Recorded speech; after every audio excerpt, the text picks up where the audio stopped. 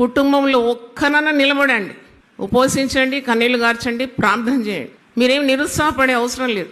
అయ్యో మా ఆయన అట్లున్నాడు, మా ఆవిడ ఇట్లుంది. You stand in the gap.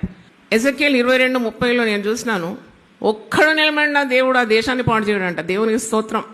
నేను దేశమును పాడు చేయకున్నట్లు బద్దలైన సందులో నిలిచివాడు ఎవడు అంటే సింగులర్ ఫామ్ ఉంది. నాకు అది నచ్చింది.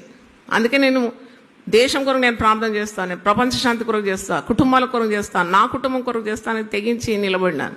ఎందుకంటే దేవుడు ప్రతి మొరను ఆలకిస్తాడు. కాబట్టి మీ కుటుంబాలు పతనం అవుతుంటే చూసుకుంటూ ఊరుకోకండి. Don't stare and worry, do something about it. ఈరోజు అంతే, కుటుంబము నువ్వు చేయాల్సింది చెయ్యి. ఒక భార్యగా, ఒక తల్లిగా, ఒక భర్తగా, కుటుంబ నాయకునిగా, ఒక తండ్రిగా నీ వంతు శ్రమ ఏది? చాలామంది పురుషులు అనుకుంటారు మేము రోజు ఉదయం నుండి రాత్రి దాకా కష్టపడి ఆ మూట తెచ్చి భార్యకి ఇస్తే ఇల్లు మంచిగా ఉందని. ఇల్లు పతనమైపోతుంది. చాలామంది యవన పిల్లలు సిగరెట్లు తాగడం మొదలుపెట్టినారు. మీకు తెలియదు అది, తల్లిదండ్రులకు తెలియదు అది. మీరు తెలుసుకోకుంటే మీ పిల్లలు పైన పెట్టు. Where are your children going? కొందరు త్రాగుతున్నారు, కొందరు పబ్లకు వెళ్తున్నారు, సిగరెట్ స్మోకింగ్ ఉంది, మీకు తెలియదు అది. జరదాలు తింటున్నారు, గుట్కాలు తింటున్నారు, ఆశికులు తింటున్నారు, మీకు తెలియదు అది. కాలేజ్ పోతున్నాం అని చెప్పి సినిమాలకు పోతున్నారు, మీకు అది తెలియదు. ఆడపిల్లలు చెరుపుతున్నారు, మీకు తెలియదు అది.